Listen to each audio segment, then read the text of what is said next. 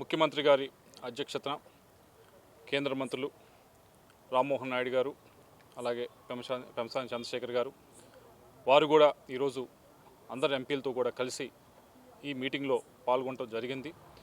రాబోయే వింటర్ సెషన్లో మనం తెలుగుదేశం పార్టీ వైపు నుంచి మనం తీసుకోవాల్సిన స్ట్రాటజీ ఏంటి, మనం లేవనెత్తవలసిన సమస్యలు ఏంటి, మనం తీసుకోవాల్సిన విషయాలు ఏమిటి అనే దానిపైన ఈరోజు జరిగిన సమావేశంలో చర్చ జరిగింది.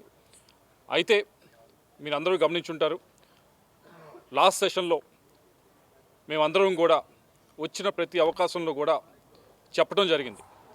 ఆంధ్ర రాష్ట్రానికి సంబంధించి ఆర్థిక పరిస్థితి ఎలా ఉంది, ఆంధ్ర రాష్ట్రంలో ఎంత అప్పులు ఊబిలో ఇరుక్కుపోయి ఉంది అనే విషయాన్ని మేము పార్లమెంట్లో వచ్చిన ప్రతి అవకాశంలో లాస్ట్ సెషన్లో మేము చెప్పడం జరిగింది.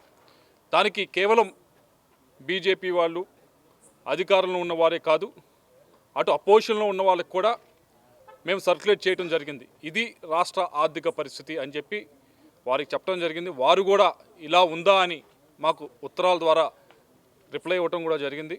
ఈవెన్ అపోజిషన్ వైపు ఉన్న వాళ్ళు, కాంగ్రెస్ వైపు ఉన్న వాళ్ళు కూడా ఇవ్వటం జరిగింది. ఇది ఆంధ్ర రాష్ట్ర పరిస్థితి అని చెప్తే మేము మొదటి సెషన్ అంతా కూడా అందరినీ కన్విన్స్ చేయడానికి సమయాన్ని కేటాయించాం, ఎడ్యుకేట్ చేయడానికి సమయం కేటాయించాం.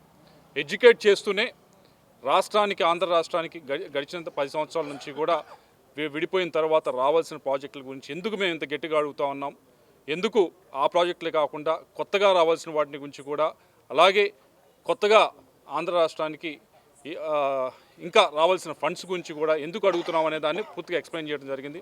అలాగే రాబోయే సెషన్లో కూడా అదేవిధంగా ఈ 4 నెలల్లో కూడా అధికారంలోకి వచ్చిన తర్వాత విజన్ డాక్యుమెంట్స్ రిలీజ్ చేయడం జరిగింది.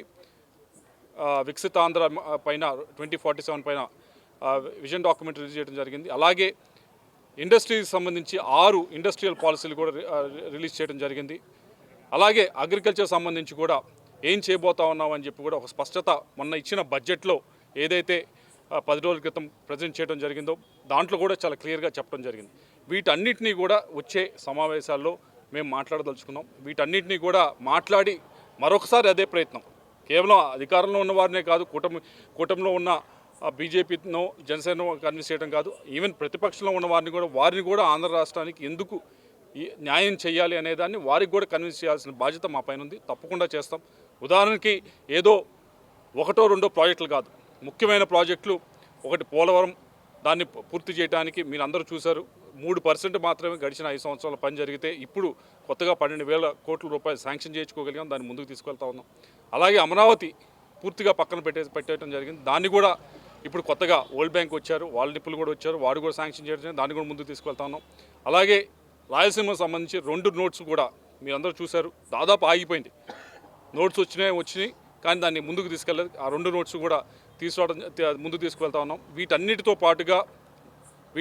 పాటుగా అతిపెద్ద ప్రాజెక్ట్ ఏదైతే ఉందో ఇరిగేషన్ ప్రాజెక్టు కొత్తది, ముఖ్యమంత్రి గారు మొన్న కేంద్ర మంత్రి గారిని అడగడం జరిగింది. దాన్ని కూడా రేపు వచ్చే సమావేశంలో మాట్లాడదలుచుకున్నాం. ఏదైతే గోదావరి జలాలు తీసుకుని వెళ్ళి పెన్నాలో కలిపే కార్యక్రమం, అలాగే రాయలసీమలో బనక్షల దగ్గర తీసుకువెళ్ళి ఏదైతే బొల్లాపల్లి నుండి తీసుకువెళ్ళి గోదావరి జలాల్ని అక్కడ నీరు అందించడం, దాని గురించి కూడా రేపు వచ్చే సమావేశంలో మాట్లాడదలుచుకున్నాం. వీటన్నిటిని కూడా తప్పకుండా మాట్లాడుతూ, అలాగే మీరందరూ చూశారు ఈ 4 నెలల్లోనే కొద్దిగా పాజిటివ్ ఎనర్జీ ఇవ్వగానే ఎంతమంది ఇండస్ట్రీస్ ముందుకు వచ్చారు, ఎంతమంది వచ్చి ఇక్కడ ఇండస్ట్రీ సెటప్ చేయడానికి, ఇన్వెస్ట్మెంట్స్ చేయడానికి ఎంతమంది ముందుకు వస్తున్నారని మీ అందరూ కూడా చూడటం జరిగింది.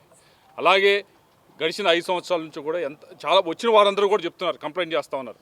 ఇటువంటి వెల్కమింగ్ ఇంత పాజిటివ్గా ఈ 4 నెలల్లో మేము చూసాం, అందుకే ముందుకు రాగలుగుతా ఉన్నాం. కానీ ఇది గడిచిన 5 సంవత్సరాల్లో జరగలేదు. 19 నుంచి 24 దాకా దాన్ని మార్చినందుకు చంద్రబాబు నాయుడు గారికి ధన్యవాదాలు తెలియజేస్తున్నారు. ప్రతి ఒక్కరూ కూడా ఇండస్ట్రీస్ వచ్చిన వాళ్ళందరూ కూడా దాన్ని మరింతగా పాజిటివ్గా ముందుకు తీసుకెళ్లేదానికి అన్ని ప్రయత్నాలు చేస్తామని చెప్పి తెలియజేస్తూ, అలాగే ఏదైతే బిల్స్ రాబోతా ఉన్నాయో దాదాపు 10-12 బిల్స్ దాకా రాబోతున్నాయి, వాటిపైన మనం ఏం మాట్లాడాలి, ఏ విధమైన సూచనలు మనం చేయాలి, మనం ఆంధ్రప్రదేశ్కి సంబంధించిన కొన్ని విషయాల్ని ఏ విధంగా దానిలో పొందుపరచవచ్చు, వాటిలో బిల్ సమయంలో మనం ఎలా మాట్లాడచ్చు అనే దానిపైన కూడా డిస్కషన్ జరిగింది. మంచి డిస్కషన్. తప్పకుండా ఏదైతే కూటమి ప్రభుత్వానికి 21 మంది ఎంపీలను ఇచ్చారు, మేమందరం కూడా మీకు ఏ విధంగా అయితే మొన్న సెషన్లో అన్ని అవకాశం వచ్చిన ప్రతిసారి కూడా ఏ విధంగా అయితే మేము స్పందించామో అదే విధంగా మేము స్పందిస్తాము ఈ సెషన్లో కూడా మీ అందరికీ కూడా తెలియజేస్తాం.